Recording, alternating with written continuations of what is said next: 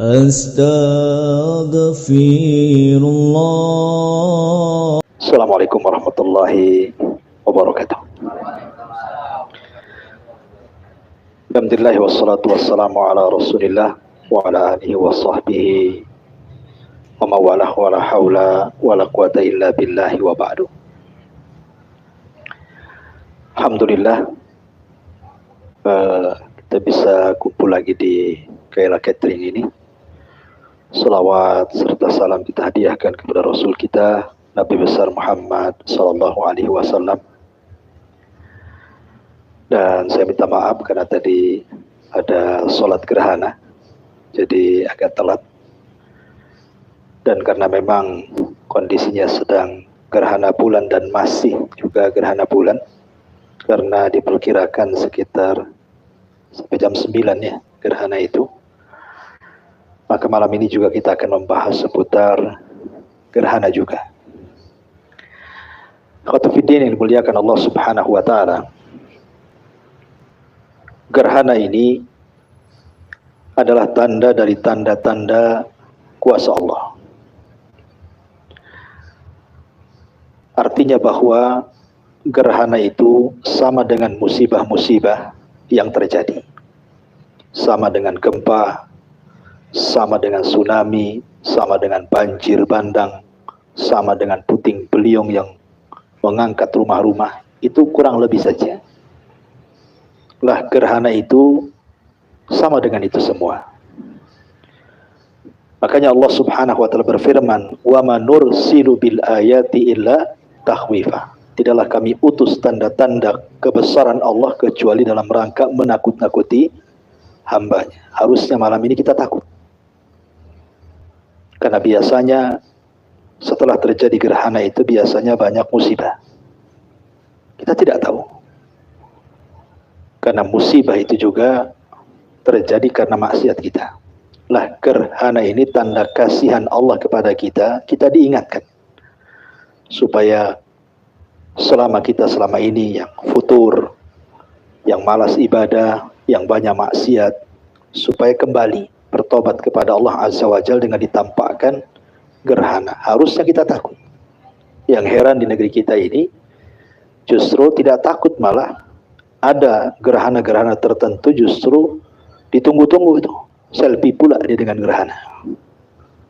Padahal gerhana itu dalam rangka untuk menakut-nakuti kita sebenarnya. Makanya di zaman Nabi SAW, saat putra beliau Ibrahim meninggal dunia, itu terjadi gerhana matahari total. Karena di zaman itu kan belum ada listrik, jadi betul-betul gelap. Kalau sekarang kan gelap, tinggal hidupkan listrik saja, jadi nggak nampak gerhananya kan gitu ya. Kayak malam ini di sini mana nampak gerhana, semua listrik di mana-mana. Coba digelapkan, baru tahu bahwa alam semesta ini gelap.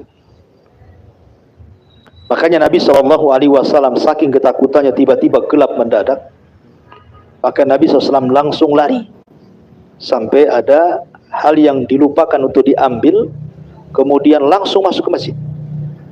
Dan memerintahkan seorang sahabat untuk memanggil manusia dengan panggilan as-salatu al-jami'ah. As-salatul jami'ah. As-salatul jami'ah. Panggilan as-salatul jami'ah ini bukan panggilan biasa, bukan seperti adzan. Artinya kalau ada panggilan as-salatul jami'ah berarti ada sesuatu tuh. Makanya para sahabat pada keluar dan menuju Masjid Nabawi. Ketika itu Nabi SAW langsung mengajarkan kepada para sahabat Nabi SAW bagaimana sholat gerhana. Karena ketika itu belum ada syariat sholat gerhana. Para sahabat heran karena sholat gerhana ini berbeda dengan sholat-sholat yang lainnya. Memang 2 rakaat. Tetapi setiap 1 rakaat itu ada rukunya. 2 kali ruku dan 2 kali sujud. Jadi kalau saya praktekkan sholat gerhana itu, kita takbiratul ihram, Allahu Akbar, kemudian baca Fatihah, kemudian baca surat, kemudian ruku. Habis ruku kemudian bangkit lagi i'tidal, baca Fatihah lagi, kemudian baca surat lagi, kemudian ruku lagi, kemudian baru sujud. Lah rakaat keduanya juga sama, rukunya 2 kali, bacaan Fatihahnya dan bacaan suratnya juga 2 kali. Makanya para sahabat Nabi SAW heran. karena belum pernah dilakukan. Salat dalam satu rakaat 2 kali ruku 2 kali sujud, dan panjangnya luar biasa. Sampai-sampai salat gerhana ini di zaman itu sangat panjang sekali. Jadi kalau boleh saya katakan, bisa saja satu rakaat itu satu surat Al-Baqarah dibaca. Sehingga saking lamanya para sahabat itu ada yang pingsan jatuh. Saking lamanya salat gerhana itu. Karena gerhana itu terus salat sampai hatta yanjali, disebutkan dalam riwayat sampai terang kembali. Jadi salat gerhana itu memang sunnahnya dilamakan bacaannya. Makanya para sahabat Nabi Shallallahu Alaihi Wasallam keheranan, ada apa ini? Ya. Nah, selepas salat Nabi Shallallahu Alaihi Wasallam naik ke atas mimbar, kemudian mengatakan, Inna syamsa wal qamar ayatani min ayatillah la yang kashifani limauti ahadin wala lihayati. Ingat, sesungguhnya matahari dan bulan itu adalah dua-duanya tanda kuasa Allah, bukan karena kematian seseorang, bukan karena hidupnya seseorang. Kenapa Rasul mengatakan seperti itu? Karena tradisi jahiliyah dan keyakinan mereka bahwa bulan, bintang, matahari itu punya pengaruh secara zatnya kepada peristiwa bumi. Karena ketika terjadi gerhana matahari itu bertepatan dengan wafatnya putra Nabi Ibrahim. Jadi disangkanya gerhana itu terjadi karena wafatnya putra beliau Ibrahim, putra Nabi SAW. Maka Rasul ingin meluruskan akidah yang salah itu. Bukan, gerhana itu bukan karena wafatnya anakku, bukan pula karena lahirnya seseorang yang besar, tapi gerhana itu tanda kuasa Allah, liyukhawwifa bihi ma ibadah, kata Rasul, untuk menakut-takuti hamba-hambanya. Kemudian Nabi SAW mengatakan, wallahi demi Allah, ma min ahadin aghyar min Allah bi an yazniya abduhu aw tazniya amatuhu.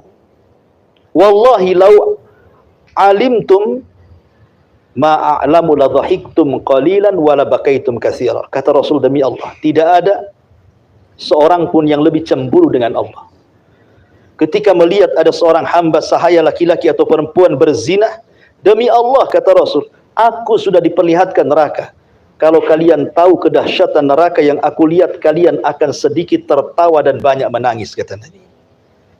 Karena saat sholat gerhana itu, Rasul ditampakkan neraka. Sampai-sampai ketika sholat itu sempat mundur sedikit, saking takutnya Nabi SAW. Kemudian Nabi menceritakan apa yang dilihatnya di hadapan para sahabat Nabi SAW soal neraka. Ya. Bahkan Rasul mengatakan, ra'aitun nar, ma ra'aitun nar. Atau ra'aitun nar, aku melihat neraka, dan aku tidak pernah melihat neraka sedahsyat itu, kata Rasulullah. Saking takutnya Nabi SAW. Kenapa demikian? Karena gerhana itu mengingatkan kepada hari kiamat. Ingat, gerhana itu mengingatkan kita dengan dekatnya kiamat. Makanya Nabi SAW pernah bersabda bahwa umat ini akan terjadi khasfun wa qadfun wa mashun. Umat ini akan terjadi khasfun. Kalau khasfun diarahkan ke bumi artinya banyak gempa. Kalau diarahkan ke langit artinya banyak gerhana. Qadfun, hujan batu. Dan juga mashun. Nanti umat ini akan terjadi di mana orang-orang akan dirubah menjadi binatang. Mungkin orangnya, mungkin wataknya. Sahabat bertanya Rasul, itu kapan terjadinya? Apabila, kata Nabi SAW, orang sudah mulai cinta dengan biduan-biduan wanita. Dan hari ini kita bisa melihat kenapa terjadi banyak gerhana, karena juga banyak maksiat masalahnya. Ma'asyiral muslimin yang dimuliakan Allah Azza wa Jalla. Tapi tentunya namanya gerhana, tentu akan terus lewat setiap tahunnya, kan, gerhana itu. Kadang setahun sekali, kadang 2 tahun sekali gitu ya. Gerhana tetaplah gerhana, akan terus ada gerhana itu. Tapi bukan itu masalahnya, bagaimana gerhana itu memberikan pengaruh kepada kita. Pernah nggak antum-antum ini ketika melihat gerhana merasa ketakutan? Coba, kan slow-slow saja kayaknya ya, kayaknya nggak takut gitu ya. Aneh gitu kita ini. Boleh jadi mungkin hati kita sudah berkarat karena banyak yang maksiat, akhirnya sudah biasa gerhana itu. Apalagi sudah dikasih tahu gerhananya ini tanggal sekian, bulan sekian gitu. kayaknya lewat begitu saja. Setiap datang gerhana ya tidak ada perubahan bagi kita. Padahal hikmah di antara gerhana itu harusnya setelah terjadi gerhana kita berubah. Yang tadinya nggak sholat jadi sholat, yang tadinya malas untuk baca Quran jadi baca Quran, yang tadinya malas ibadah jadi beribadah. Harusnya kan seperti itu. Karena di awal saya sudah katakan wa ma nursilu bil ayati illa takhwifa. Tidaklah Allah mengirimkan tanda-tanda kuasa, salah satunya gerhana, dalam rangka menakut-nakuti. Harusnya kita takut. Malam ini kita takut harusnya. Jangan sampai tidak takut. Menunjukkan kalau tidak takut ada masalah dengan keimanan antum ini. Ya, keislaman kita jadi masalah. Kok Allah menakut-nakuti kok tidak takut kita? Kan aneh itu namanya. Allah sedang menakut-nakuti. Antum saja ditakut-takuti oleh bos gitu kan, umpamanya tidak akan saya gaji, antum sudah kerja lama, itu saja ada pengaruh tuh. Ini yang menakut-nakuti bukan bos yang menciptakan kita, yang ngasih rezeki kita, yang ngasih makan kita, yang menghidupkan kita, yang mematikan kita. Masa kita nggak takut? Di mana hati kita? Ma'asyiral muslimin yang dimuliakan Allah Azza wa Jalla, ikhwatu fiddin yang dimuliakan Allah Azza wa Jalla. Lalu apa pelajaran yang bisa kita petik dari gerhana itu, ikhwan? Pertama, bahwa gerhana ini adalah tanda-tanda kuasa Allah. Allah berkuasa menggelapkan alam semesta, baik gerhana matahari total atau gerhana bulan total. Allah berkuasa. Bayangkan kalau seandainya gerhana ini tidak berhenti sampai kiamat dibangkitkan. Apa yang terjadi? Gelap alam semesta ini. Kalau terjadi gerhana matahari kemudian tidak dihentikan, atau terjadi gerhana bulan total tidak dihentikan sampai kiamat, kira-kira PLN mana yang sanggup menerangi bumi? Hah? Nggak ada PLN yang sanggup menerangi bumi kalau gelap sepanjang masa sampai kiamat itu nggak ada ceritanya. Orang listrik naik aja udah ngamuk-ngamuk kan gitu, naik lagi gitu ya. Tetapi Allah Subhanahu wa Ta'ala masih sayang dengan kita. Gerhana itu hanya lewat beberapa waktu kemudian hilang, kembali terang lagi. Tapi kalau Allah mau kan Allah bisa menggelapkan sampai kiamat kan. Kalau seandainya Allah gelapkan sampai kiamat, nggak ada manusia yang sanggup menerangi alam semesta seluas ini. Menunjukkan di sini ada Rabbul Kaun, bahwa ada Rabb yang memelihara alam semesta, memiliki, menguasai dan mengatur. Dialah Allah Subhanahu wa Ta'ala. Ini yang pertama. Yang kedua, gerhana ini ikhwan dalam rangka meluruskan akidah. Karena dahulu ada sebagian orang yang menganggap bahwa bulan itu Tuhan, matahari itu Tuhan. Bulan itu Tuhan cahaya, bulan itu Tuhan kegelapan, matahari itu Tuhan cahaya. Maka Allah Subhanahu wa Ta'ala bantah bahwa bulan dan matahari itu makhluk Allah. La tasjudu lisyamsi wala lil qamar wasjudu lillahi khalaqahunna in kuntum iyyahu ta'budun. Allah mengatakan, jangan sujud kepada matahari, jangan sujud ke bulan, tapi sujudlah kepada yang menciptakan matahari dan bulan, Allah Subhanahu wa Ta'ala. Jadi matahari dan bulan itu makhluk. Makanya orang-orang jahiliyah dulu, apabila kemudian waalaikumsalam terjadi hujan, mereka mengatakan mutirna binau'i kada wa kada. Kami telah dihujan dengan bintang ini dan itu, katanya. Maka Nabi SAW mengatakan, tidak begitu cara mengucapkannya, tapi mutirna bifadlillah. Kami dihujani karena karunia Allah, bukan karena bintang ini dan bintang itu. Rupanya keyakinan soal bintang itu kan masih ada hari ini. Ya, terutama para paranormal gitu yang meramal dengan menggunakan zodiak perbintangan itu kan masih ada itu. Itu kan tradisi umat dulu tuh. Makanya dibantah dalam Al-Quran, jangan sujud kepada matahari, jangan pula kepada bulan, karena dua-duanya makhluk yang diciptakan Allah. Tapi sujudlah kepada yang menciptakan keduanya. Ini hikmah yang kedua dari terjadinya gerhana. Hikmah yang ketiga, gerhana ini risalah pada kita-kita yang masih melakukan dosa besar. Karena tadi saya sudah singgung bahwa Nabi SAW mengatakan tidak ada satupun yang lebih cemburu dibandingkan Allah ketika melihat ada seseorang yang berzina. Artinya bahwa di sini risalah, siapapun yang melakukan dosa besar berhenti. Kalau terjadi gerhana, berhenti. Jangan melakukan dosa besar. Dikhawatirkan Allah Subhanahu wa Ta'ala menimpakan musibah yang kita tidak tahu. Mungkin kita sedang pulang dari sini naik motor ketabrak, kita tidak tahu. Antum sedang jalan tahu-tahu jatuh mati, kita tidak tahu. Antum tidur malam ini, besoknya nggak hidup lagi. Siapa yang tahu? Wa ma tadri nafsum bi ayyi ardin tamut. Orang itu tidak tahu di mana dia meninggal. Di jalankah, di rumahkah, di rumah sakitkah, hanya Allah yang tahu. Makanya saat gerhana itu jauhi maksiat, jangan sampai bermaksiat. Allah sedang menakut-nakuti kita. Makanya kenapa Nabi SAW memerintahkan kita untuk banyak doa, banyak istighfar, banyak sedekah, disuruh sholat. Bahkan di zaman itu suruh merdekakan budak lagi. Itu saat gerhana itu. Ya, ini risalah kepada para orang-orang yang masih gemar melakukan dosa, terutama perzinahan, naudzubillah. Ya. Kemudian yang keempat risalahnya, hikmah gerhana itu. Allah Subhanahu wa taala ingin meluruskan akidahnya orang-orang jahiliyah yang sudah saya singgung di awal, bahwa terjadi gerhana itu karena kematian seseorang atau karena hidupnya seseorang. Karena kebetulan gerhana matahari di zaman Rasul bertepatan dengan wafatnya putra beliau, maka Rasul luruskan, enggak seperti itu, bukan. Gerhana itu tanda-tanda kuasa Allah, sama dengan gempa, sama dengan tsunami, sama dengan yang lainnya, hanya menakut-nakuti kita saja. Harusnya kita takut, ya.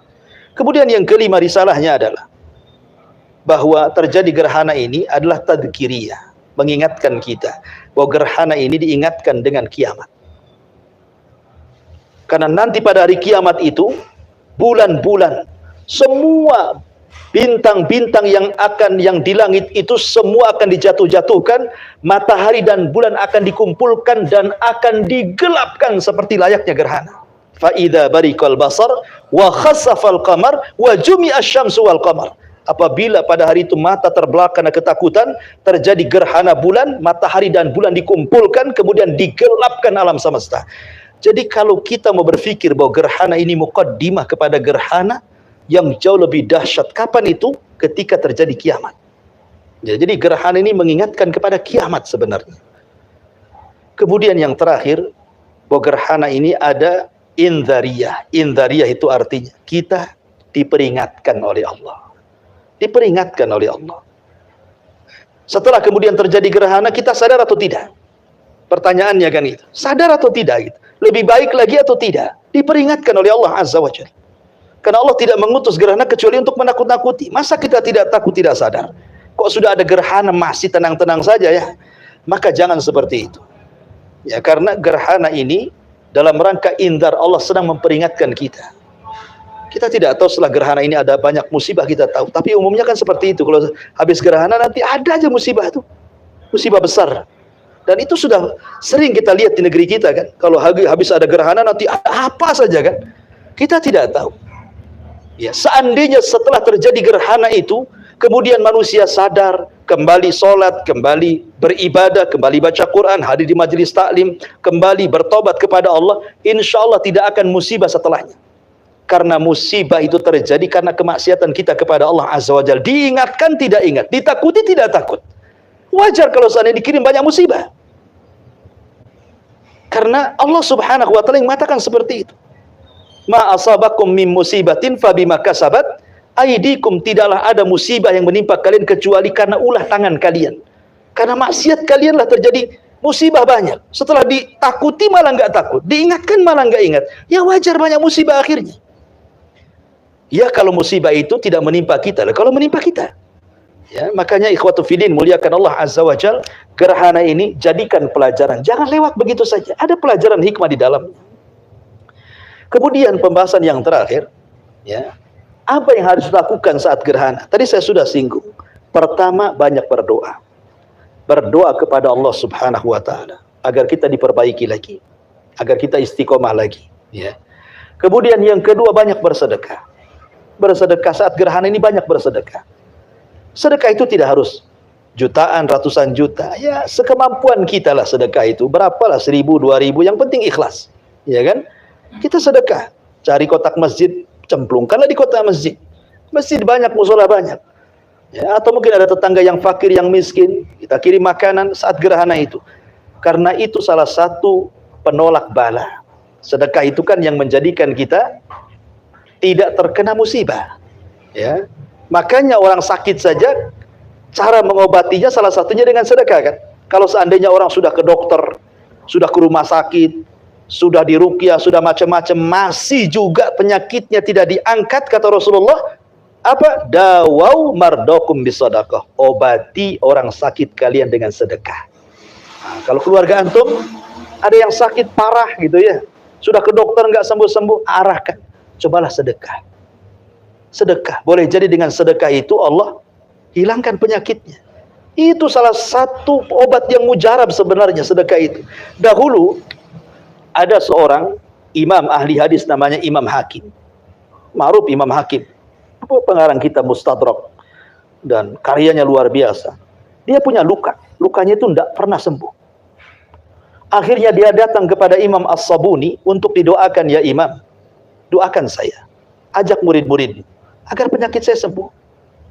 Akhirnya kemudian salah satu muridnya Imam Sabuni mimpi malamnya berjumpa dengan malaikat, katakan kepada Hakim bersedekahlah dengan air. Akhirnya disampaikan kepada Imam Sabuni, Imam Sabuni menyampaikan kepada Imam Hakim, langsung Imam Hakim besoknya mencari tempat yang tandus, desa-desa yang kekurangan air, digalikan sumur, kemudian disedekahkan airnya. Dalam waktu yang singkat penyakitnya hilang. Artinya apa? Sedekah itu untuk menolak bala, menolak penyakit. Makanya Rasul mengatakan dawau mardokum bisadaqah. Obati orang yang sedang sakit dengan cara sedekah. Lah saat gerhana ini banyak sedekah. Kemudian yang ketiga, banyak istighfar. Karena Allah sedang menakut-nakuti kita. Kita tidak tahu malam ini kita mati atau tidak, kita tidak tahu. Malam ini kita musibah, kita tidak tahu. Yang jelas kita diingatkan. Banyak istighfar, astagfirullah, astagfirullah, astagfirullah. Ya kan? Kemudian yang keempat, ada syariat sholat. Harusnya tadi antum sholat kan itu ya. Sholat gerhana. Ya, di masjid-masjid alhamdulillah sekarang sudah ada himbauan untuk sholat di masjid-masjid kan itu. Pemerintah kita sudah menghimbau, ini waktunya maghrib sholat, harusnya ke masjid tadi, sholat gerhana. Karena Allah sedang menakut-nakuti kita, masa kita tidak sholat kan? Maka nanti kalau ada gerhana berikutnya, jangan seperti itu, jangan leha-leha. Ini Allah sedang menakut-nakuti kita. Karena sholat itu adalah pintu kita dengan Allah. Makanya panggilan azan sendiri ketika orang manggil sholat apa? Hayya alal falah, yuk kita menang. Masa kita tidak mau menang? Kita mau tidak mau selamat kan itu? Ya kita mau menang, mau selamat, caranya apa? Sholat. Makanya Rasul mengatakan, idza hajabahu amrun fazi'a ila sholat. Nabi itu kalau ada perkara yang menakutkan, langsung sholat. Dan ini kunci. Antum kalau ada masalah, cepat sholat. Insya Allah nanti setelah sholat Allah uraikan itu masalahnya. Tapi kalau nggak pernah sholat, masalah sebesar apapun nggak akan teruraikan. Karena Rasul mengajarkan, ya, idza hajabahu amrun fazi'a ila sholat. Kalau Rasul ada masalah besar, langsung sholat dia. Kenapa? Karena sholat itu hubungan kita dengan Allah. Di situ ada kalimat iyyaka na'budu wa iyyaka nasta'in. Kita disuruh beribadah dan meminta pertolongan kepada Allah. Sebesar apapun masalah, kalau ikut campur Allah di dalamnya, pasti diuraikan masalahnya. Sekecil apapun masalah, kalau Allah tidak ikut campur, susah keluar dari masalah itu. Sholat, ya kan? Kemudian juga kata Nabi SAW, kalau di zaman dulu diperintahkan untuk apa? Untuk memerdekakan budak. Mungkin sekarang tidak ada budak, tapi kita bisa bersedekah kepada fuqara wal masakin. Kita bisa membantu orang-orang yang susah kan itu saat gerhana. Kemudian juga besarkan, agungkan Allah. Fakabbiru kata Rasul, takbirlah, besarkan, agungkan Allah Subhanahu wa taala. Jangan sampai ketika Allah menakuti kita tidak takut, Allah mengingatkan tidak ingat, itu namanya kita tidak mengagungkan Allah. Agungkan Allah Subhanahu wa taala. Itu di antara hikmah dan amalan saat gerhana. Dan ingat bahwa ambil pelajaran. Ambil pelajaran. Ketika Allah Subhanahu wa taala mengatakan wa manursilu bil ayati illa tahwifa, tidaklah kami utus tanda kuasaan Allah kecuali untuk menakut-nakuti. Abdullah ibn Mas'ud radhiyallahu anhu bercerita, di zamannya terjadi gempa hebat. Kemudian Abdullah ibn Mas'ud menasihati orang-orang dan mengatakan, wahai manusia, Allah sedang mengingatkan kalian, maka ingatlah kalian kepada Allah. Jadi gerhana ini sedang diingatkan kita kepada Allah. Habis gerhana tobat. Ya, sekali lagi malam ini jangan sampai Anda melakukan maksiat. Kita tidak tahu ada masalah apa nantinya. Karena gerhana ini sedang ditakut-takuti kita oleh Allah Subhanahu wa taala. Wallahu a'lam bishawab. Ini yang bisa saya sampaikan. Baik, kita buat tanya jawab kalau ada. Kalau nggak ada kita tutup. Ya. Silakan. Iya, silakan. Waalaikumsalam. Kalau jenazah itu kan wajib langsung kuburan, Pak. Gimana kalau sampai berhari-hari? Nabi SAW mengatakan asri'u bil janazah, segerakan untuk memproses fardu kifayah kepada jenazah. Kenapa? Alasannya disegerakan dikuburkan itu. Segera dimandikan, dikafankan, disolatkan, dikuburkan. Kenapa alasannya? Maka Nabi SAW menjawab, fa in taku khairan fa khairun tuqaddimuna wa in taku syarran fa syarrun tadaunahu fi riqabikum. Kalau jenazah ini orang baik, ya kan, maka itu kebaikan bagi jenazah.